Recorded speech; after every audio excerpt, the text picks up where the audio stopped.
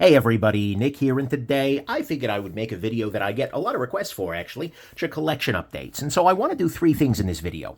First off, I want to talk about my watch collection, give that collection update that a lot of people are curious about, talk about the various items in my collection, give a little bit of background, a little bit of, discussion there. Second, I want to talk a little bit about how my collecting has actually shifted in the last couple of years, because my watch collection is substantially different now than it was even a couple of years ago, and I think that might actually be interesting to, some people. And then third, I want to show off a brand new thing that I've made that you too can make for yourself. Before I go any further, though, I want to tell you, do not get into watches. Okay, for the love of God, everything you are about to hear is the ramblings of a diseased mind, right? You should not go further down this road, right? You are reaching a fork in the road. To one side is good sense and good fortune, right? You can go down that path and there's happiness and unicorns and squirrels and all kinds of cash just on trees falling down for you to appreciate and see. On the other path is watches and suffering and poverty and all kinds of ridiculousness and people talking about not buying a watch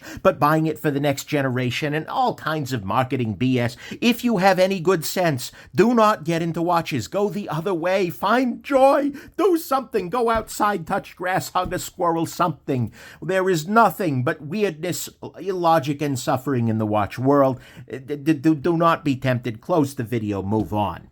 Right? But, okay, now they've left. Or perhaps that one person with good sense is left. That unfortunately means you're into watches, so we can proceed. Second, I want to thank people who are often into watches, who are my Patreon patrons. They make this channel possible and make it possible for me to do these videos in an ongoing way, especially in times where, money is tighter than ever. It makes it possible for me to continue doing the channel and for me to continue not taking sleazy affiliate links and, hey, who's your VPN and all that kind of pay-for-play influencer crap. They make it possible for the channel to stay independent, as well as for me to make other things that I make available to everybody for free. So Patreon patrons, thank you. You mean the world to me. All right, so what I want to do is show off my watch boxes. I have 3 boxes here. They are all stackable, and as you're going to see here, they're all 3D printed, right? So I can do this, and so on and so forth. If you are curious about where to get this watch box, or this kind of watch box, well, just go to my GitHub. You'll see it. OpenSCAD files will allow you to create and print your own of these, and it is a beautiful thing, and they work quite nicely, and they are available for free for anybody with a 3D printer or a machining capability to create, and it's modular, so you can add more. It's a beautiful thing. So anyways, if you want that, that's going to be available. But what I figured I'd do is kind of go into my collection step by step here, talk a little bit about each piece and what's there, and then at the end, I'll talk a little bit more about that. Actually, here, let's start at the bottom, so to speak. At the very bottom here, and you can tell I might have run out of filament at one point in time. I started in silver, because I had originally printed this in silver, and then was like, oh no, I'm out of silver. And so I switched over to brain-colored filament, because I 3D printed my brain recently after an MRI. Anyways, I digress. I'm kind of a nerd. Actually, here it is. See? This is what happens when you get into watches. Anyways, I digress. So, anyways, what we got here is the sort of bottom of the watch basket, so to speak. All of these are watches that I own, but I don't reach for quite so often. So let's go through them one by one. This is a Casio Royale, and this is the stock sort of as configured Casio Royale. There's nothing fancy about it. I'll show you a slightly upgraded version of the Casio Royale later, but it remains a great watch, and it is certainly a watch that I might reach for in a day that I'm, traveling someplace where I don't want an expensive watch. Right? It is an excellent piece, and it is pretty easy to replace, which I appreciate. This guy right here, this is from Undone. This is a Batman-style watch. At some level, I'm going to be real with you here, it is not a very good watch, but it was given to me by friends, and given that I am, in fact, the Batman, it makes a lot of sense for me to have this guy, and it brings me joy and it makes me smile when I see it. It is on a third-party bracelet, actually, but nonetheless, I do appreciate that bit. This is the Citizen BM 8180, which is another really good watch option for a day when I am, maybe traveling someplace that is, well, not someplace I want to wear a fancy watch, right? It is a very nice choice. It is an eco drive, so it is solar powered. It is an absolutely lovely watch. And in fact, if you are looking for a watch watch and you don't have one at all and you're looking for something that will last you a long time, that will fit all of the criteria basically, this is a pretty damn solid choice. The BM80-180 is as much watch as you need, really. Let's just be real here.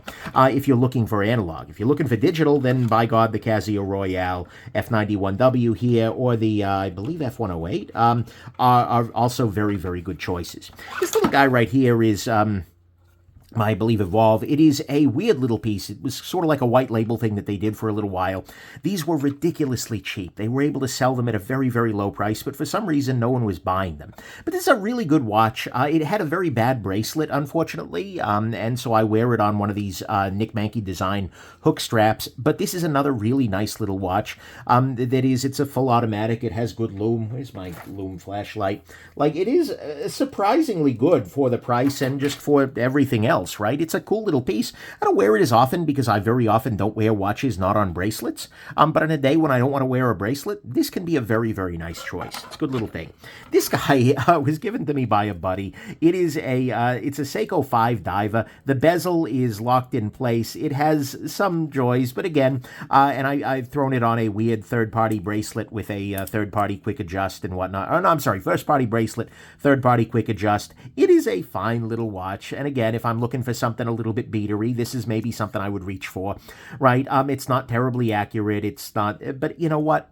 It works, right? It is a solid little watch, and I have it around partly because it makes me think of that buddy. Casio F91W, F108, these are mostly here for comparison, but there certainly could be a day where I decide I'm going to wear that, and so that is a thing. And then this guy was given to me by family, and so it remains in the collection, and it brings me a little bit of joy. So anyways, these are sort of the pieces that I very often will not wear, right? I kind of go to this part of the bin only if I am looking for something exceptional or something very low cost to wear in a situation where I might not want to wear something more expensive. This is also, by the way, a very much an earlier design version. I have iterated a couple of times on this watch case, and so you're going to see it doesn't have the holes on this side. I'm sorry, it doesn't have the holes on this side, and instead of the positioning notches being in the corners on the new ones, they're just ones on the side here. So it is a lesser quality version, and part of the reason why I love 3D printing, because if you screw something up, can make a new one yourself for pretty cheap. So this is an older version of the watch box, which is why it doesn't stack with the other two. All right, let's go further up the stack, so to speak. This is sort of the second group of watches that I will reach for, right? And so what we have here, well, again, just go in order here. This is a watch that I built, actually, myself at the AWCI Build-A-Watch event, right? We can see here this is and it's wearing just a relatively cheap chain, shock link style mesh strap. And you know what? It is a great little watch because I made it. I put this guy together from its parts. Here, it's not an automatic, so I'll wind it up so you can actually see what's going on. But you can see what's going on here, right? You can see the automatic. Maybe I need to wind it a little more so it gets some better amplitude going. But what we got here is a very, very nice little movement. It's beautiful. It's figured. You can see where I screwed it up with a screwdriver. Where is that? Yeah, right there. I dragged the screwdriver across the movement. Whoops. But this is a watch I assembled myself, and so that was a nice experience. It brings me joy. I kind of wish I'd gone with a non-blue dial for it, but you know what? It works, and it's a watch that I will occasionally wear. It's a nice field-style watch, and on this shock mesh sort of bracelet, it wears just fine. You're going to see this same bracelet a couple of times because it's pretty cheap and it works pretty well. Right? Is it my favorite bracelet? No, but it's a really good bracelet option for a watch that doesn't come with a bracelet, as this one did not. So this is a watch that will stay in my collection, but mostly it's special because, well, I put it together. And that was a joy. This little guy is an interesting little piece. It is by Meritac, and I have not seen them again. Right, but it is a good little field watch. It has a stupidly small lug size, and so the only bracelet that works is this one that I've found. Well, okay, you can find other bracelets, but this is a nice titanium watch on a titanium bracelet sent by a viewer. It is, the watch itself is very nice. It has a GMT hand and everything. The lume on it is pretty powerful. Here, I'll charge that up so you can see. Yeah, that's some pretty high-quality lume right there. It is a very, very good sort of daily beater watch. It's a quartz watch, so it's good to go. There's a lot of joy in it. I will often wear this guy, in days where I just sort of want that aesthetic. or sometimes I'll wear it in days where I might not want to have something fancier, but I still want to have something that looks kind of nice, right? And, you know, it's durable because it is titanium. I really dislike this cage, you know, thing on the side of it. It might have been as a result of a military contract or something, but that doesn't do it for me. This little watch right here, this is a ridiculous watch. This is a Casio. This is sort of before Casio did the ProTrek series, but this is a ridiculous watch, and it harkens back to my childhood, on which I swapped out the band actually, but it harkens back to my childhood in which I had envied watches like this for a very long time, and finally was able to, you know, get one, and it was a joy, and kind of was the first time I was really deeply into watches. The watch is huge, it's thick, it's gigantic, it goes through batteries like nobody's freaking business, but you know what? It's a cool piece, and on occasion, when you need something ridiculous and you need to know the barometric pressure, well, at the moment the battery's low. Remember, I mentioned the going through batteries like crazy sort of thing. But you can get battery and altitude and temperature and all of these kinds of things. It's wild. But it is kind of a ridiculous watch, and I love it, and there's a lot of nostalgia with it. This guy right here is another Casio Royale, but this one is in an all-metal case with an all-metal bracelet that was from a kit from SKX Mod. This was a joy to do. I've got a video up of how I made this guy, and it makes the Casio Royale feel like a real watch, so to speak. Makes it much heavier, that is for damn sure, but it feels very quality. It feels very nice. And so I will actually wear this guy on occasion, on days where I'm feeling, I don't know, nerdy, something like that. Well, I always feel nerdy, never mind. But anyway, there were certain days where my heart wakes up and says, Nick, Casio Royale! And this is the one I usually reach for. It's a nice thing, and it does bring me some joy. This little guy right here is a Swatch watch, and it is near and dear to my heart because of pretty obvious reasons, right? Not only am I a Magritte fan, generally speaking, and I'm also actually the son of a man, which is given generally true. But nevertheless, this is a cool little thing. And given my channel logo and whatnot, yeah, that would make sense. These two here are by Serge Panchenko. Serge Panchenko is a knife maker who is, and just general pocket frosting and a daily tool maker. But he is a cool guy, generally speaking, and this is his Model 1 wristwatch, which is a mechanical watch on a big heavy bracelet, big, thick, beefy boy. This is big and heavy, like this is wildly heavy, right? And by the way, these the things you see them on here, those are available in the files too. But anyways, this is big, it's heavy, it's ridiculous, but there are days where I wake up and I'm like, you know what, that's the right choice. The next one over here is the Model 2. Unfortunately, it didn't come with a bracelet, which is a little disappointing, I'm going to be real with you here. But I've got it on, again, a Nick Mankey hook strap. I could also throw it on one of the shock mesh sorts of things. But this is another watch that is sort of ridiculous. Not one that I reach for particularly often, but it's sometimes nice. Variety is the spice of life, and one of the reasons that I feel very lucky in this world is that I can reach in and, you know, grab something and, you know, get some variety, right? If I'm bored wearing all the watches I have, I've often got some cool stuff that I can just throw on and enjoy for a little bit. Lume is monstrously good on it, right? There's a lot of joy to it, but it is, here, I'll adjust this just so people aren't going crazy in the comments. Ready? And I wanted to go a little crazy, right? Anyways, I digress. Absolutely a beautiful thing. The Model 3 actually is, so that's Model 1, Model 2. Model 3 is in the other case. This is a quartz version that he's done, but it is a very, very nice watch on that same shock mesh bracelet you're going to see there. But it is a very nice little watch. Much thinner, a little bit more svelte. Just a very, very cool little piece, too. So I'm a big fan of Serge as a watch, as a knife maker, but I also really do like his watches, too. And I just because I like him as a person, I think that goes on there. Okay, what we got right here is a GSD. This is Greg Stevens' design. Interestingly, I believe he was the designer of this this particular watch face as well. But Greg Stevens is a interesting guy. A lot of the work that he does is in leather work, and as a result, this guy came on a leather bracelet. It came on a very, very super hyper thick leather strap, which I'm not generally a fan of, right? With smaller wrists, those are just not comfortable, generally speaking, until you wear them for 30 years, and in which case they're about ready to fall apart anyways. But the watch itself is great. Pardon me, this is not gold, just to be clear. This is the bronze, but it looks very nice. It's a very different sort of vibe, and I've got it here on a hook strap that looks pretty good. I do wish that I had matching hardware for it there on the backside. That is sort of a downside to it, and unfortunately there's not a lot of bracelet option for it, although it'd be a heavy bracelet. But nonetheless, it's a watch that I find attractive, and it's a watch that I find interesting and different. This guy is completely an oddball. It's on a bunt strap, so it's got that background in the bund. A bunt strap, I guess, is like the cake? I don't know, but it's on a bun strap, I suppose I should say, and where there's actually leather behind the watch. But this is just unique, right? It's a weird little piece. It's not completely unique, to be clear, but and it actually has acceptable loom. It has, there's a lot of joy in it, and it's just unusual. It's completely unlike anything else I have, and so, again, variety is the spice of life. And it's a nice variety. And then finally, we got this little guy right here, which I'm going to throw. This is from Christopher Ward, and this is a cool little piece too, right? This is in their Super Compressor series, and what we got here is a cool little watch, right? The backside of it's got that super compressor sort of thing. It's got a cool aesthetic. It's kind of vaguely 70s, very California. They actually didn't sell this brown one very long. Apparently, everybody else hated it.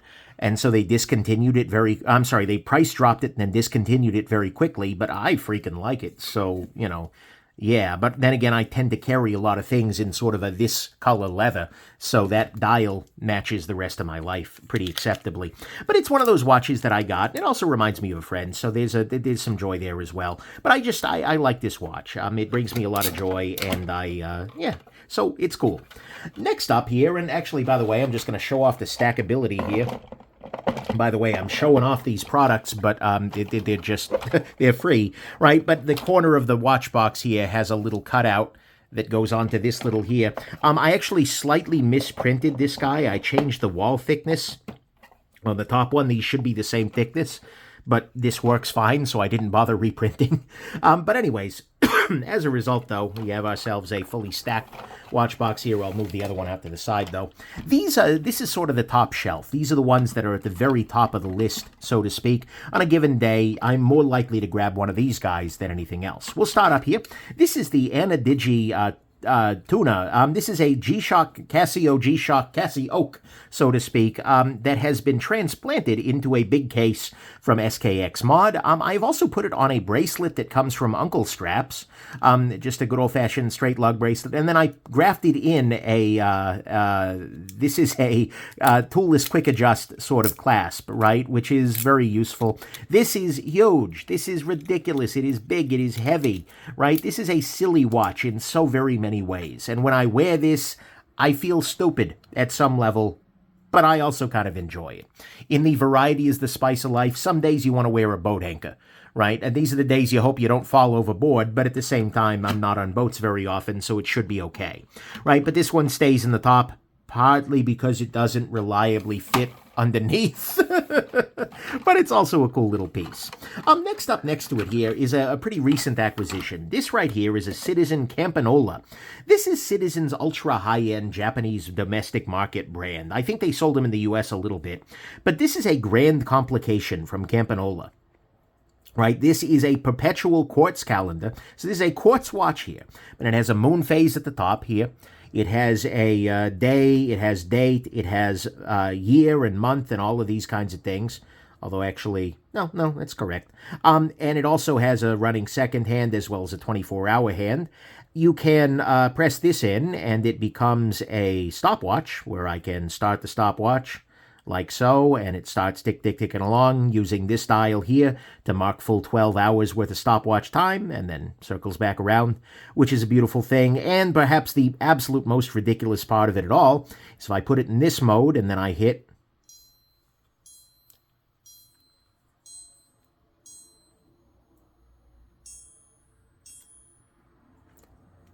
yeah, it's a minute repeater. Which is ridiculous. It's completely nuts. And so that's a joy. Oh, get it again. Either way, and I accidentally cut it off too soon by pressing this button again. But either way, it is a full-on freaking minute repeater. So I now own a minute repeater wristwatch. It is a quartz minute repeater, so it's much more affordable. I was able to get this for, I think, about $950 or something like that. But the felt quality of it is quite nice, and it is sort of one of the weird pinnacles of quartz watches, which brings me a little bit of joy here. This guy is this is a watch from Formex, which is a brand you're going to see a bunch here. Formex is great. They do a lot of really cool stuff. They're a Swiss watch company, but they're actually trying. And this is their field watch. I've got it here on a Velcro strap, although I also have some leather for it if I wanted to. And it's nice. It's a cool little piece. It's super lightweight. It's got good lume. There's a lot of joy, and it's kind of got a bit of a cyberpunk aesthetic to it, which I certainly appreciate. This little guy is a Quartz Omega Seamaster. It's an Aquaterra, effectively. I think it was called an Aquaterra at that point, but it is a beautiful little watch. And again, because it's quartz and because it's relatively older, this actually has, I think, the weakest lume in the box, so to speak, because it is relatively older, but I was able to get this for a very, very inexpensive price, right? I think I ended up paying something like $600 for this when I got it. It was ridiculous, right? No one wants quartz watches, which is a shame because quartz watches are very often better for everyday carry, right? But anyways, I digress. This is a great little watch, right? And it was actually the watch I wore on my wedding day, which is nice. And aside from the lume being pretty weak, and the bracelet, unfortunately, is it's not super adjustable. So I've got it here actually on a quick adjust, a deployant clasp from Formex that has quick adjust built into it. But nonetheless, this is a great little watch, and it's one that I do wear on occasion. And like I said, I wore this during my wedding, so it's kind of got to stick around. This little guy is a Formex Essence. This is a full mechanical watch, and it's got some cool things, among them the fact that the entire movement is floating within the case. You can see it popping up there. But it's a very pretty watch. I like this red color. It is a little bit flashy, most certainly, but there are moments where it feels appropriate. But it's a nice little piece. Do I wear it often? No, not necessarily, but it does, for a certain vibe, work very, very nicely. And so I do appreciate that. I do like it a lot. This guy right here is a Casio Oceanus. This is their, oh God, I forget the model number of this one, but it's one of the Oceanus line, and it has this beautiful crystal around the outside of it, which is nice. It has all of the various features. It can be a stopwatch. It connects to your phone, right? So it keeps atomic time via your phone. It's pretty. It's got a nice bracelet to it. I wish there was a little bit more quick adjust than the single link of quick adjust they give you there, but it is all titanium. This is just a cool little watch, right? And considering, yeah, sure, it's a $1,000 Casio, but it's finished like a $1,000 Casio. It kind of makes some sense, right? Next to it here, we have a Citizen watch, but this is not just any Citizen watch. This is a Citizen, the Citizen watch. I got this guy used. Actually, I bought it from one of my Patreon patrons via the buy, sell, trade on our Discord server. And this is a high-accuracy quartz watch, right? So the accuracy of this guy should be, in the vicinity of, I think, 10 seconds per year deviation from atomic time. It is also an eco drive. It is solar charged. It also has great lume. It is also just a very nice little piece. The bracelet, unfortunately, is not amazing. There is no quick adjust to it at all, but it does have half links. So I've been able to get it to something that's very pretty comfortable, or pretty very comfortable, not sure which. But either way, it is stainless steel. I do kind of wish it were a titanium one. They do have titanium ones, and I might still get one at one point, but it is a cool little piece, and it is a nice kind of pinnacle of quartz sort of thing. Speaking of which, we got this little guy right here. Whoop, throwing things now. This is the Grand Seiko. Oh, God, I think it's the SP... No, that's a different one. Does it give me the model number on the back of this guy? I would like it to, but I don't believe it does. Either way, it is a discontinued Grand Seiko model, and I like the case. The case is very unusual, right? It's got itself some very interesting faceting here, which is fascinating. It has nice polishing. It is a Grand Seiko in all things, really. The dial is beautiful, very, very black. This also is a 9F movement, which is a high-accuracy quartz. One of the dumb parts about this watch, though, is that there is no, jumping hour hand, so you lose the accuracy of the movement every time you have to adjust the hour at daylight savings, so you can never be sure it's high accuracy. It's a silly little thing, but it is definitely a thing. But it is also magnetic resistant, right? They're saying to 4,000, I guess, amp meters, or not sure exactly. Amp meters doesn't make sense as a unit. some freaking electrical engineer in the comments is gonna roast me. There is but either way, it's really freaking magnetic resistant. Most quartz watches are much more so than mechanicals, but this one has some extra armoring. In fact, when you take out the battery and swap it, there is a separate iron core that goes around it to try and increase that, right? Oh, it's gonna, the moment I get out of here, I'll be like, oh, the unit is freaking... I don't know. I'm sure it'll come to me at some point in time. But either way, it is another one of those pinnacle of quartz movements, right? We've got your Grand Complication, you've got your highest-end Casio, you've got your highest-end Citizen high-accuracy quartz. Actually, they do have a more high-accuracy version, but it's a little more expensive than I care to do right now. Your Grand Seiko quartz. Then we got our Surge Model 3 we talked about already, and then finally we got this little guy. This is the Formex Reef GMT, right? This is a beautiful watch with a transparent case back and things like that, which is a lovely thing. Here I have swapped on, relative to some of the past ones. You may have seen this watch before on my channel wearing this bezel. That's one of the joys of the Formeces, is that you can take the bezel and swap it around pretty readily, like so, and now it looks like the watch you may have seen before. But I've got this guy here, and it is just great. It is a beautiful watch. It is a classy watch. It's a little bit sort of, in places, ostentatious with the gilt dial and whatnot, but I don't feel too much guilt about it. Yeah, okay, that wasn't funny, I'll admit that. It also comes, you can swap the bracelet around. I have also have a nice leather bracelet for this, as well as a rubber diver bracelet. It's a beautiful, beautiful piece, and it is a great little diver, and actually, oh my god, this is my only dive watch in the top of my box. That's wild. Right, I got some others. I got the Chris Ward. I got the one of the Surges is a diver, the GSD kinda. But like, wow, that's not. Oh, this is a diver, I guess. If you like, well, this way you don't need a weight belt. That's nice. But anyways, it is a very, very nice piece, and it is in some ways sort of the sport watch halo of the collection at this stage. So that right now is my watch collection in its entirety. Right? And it is still a ridiculous collection. Like, I want to be very real. I'm a very, very lucky man. But one thing you might be noticing is that actually my watch collection has gotten a lot less expensive lately. Right? Compared to what it was at one point in time, I think I could buy most of these watches right here with the cost of some of the single watches I'd had before, right? Some of the heavy hitters I've owned are like Omega Planet Ocean, Seamaster 300, that was probably the most expensive watch I've had, some really, really nice pieces in the past that are much more high-end and that are much more expensive, right? And I found myself gradually getting out of those, right? And I found myself gradually getting out of mechanical more broadly, right? I still do have some mechanical watches here. I got this guy's mechanical, this is mechanical, this is mechanical. But the rest of these guys are all quartz. And then on this front, actually, I got more mechs. I got mech. But nonetheless, I am kind of getting a little bit out of mechanical watches, and I've said for a long time. I have a video, on the channel that was done in probably like 2017, 2016, explaining that actually mechanical watches are better for daily carry than quartz. And I still very firmly believe that, right? You get better accuracy. You just get up in the morning and you put it... Oh, by the way, if you see a watch on my wrist, this one's here for review. It's Traska. It's the latest version of the Summitier, which I'd done as a part of watches, things that I thought were cool, but not necessarily amazing. They reached out and said, yeah, you were right. This new one, though, I think you might find amazing. So we'll find out whether I agree later. Anyways, but what I've kind of found is that, like, for my life, often quartz does make more sense. And I do like accuracy. I do like nerdity, right? And the cool spinning gears are definitely amazing. And that's why I've still got some great mechanical pieces here. But also, they come with problems, right? You have to reset them every time you put them on, unless you want to have a watch winder. And like, dude, no. I'm sorry, the safe ain't that big. And I don't have power. It's a whole situation, right?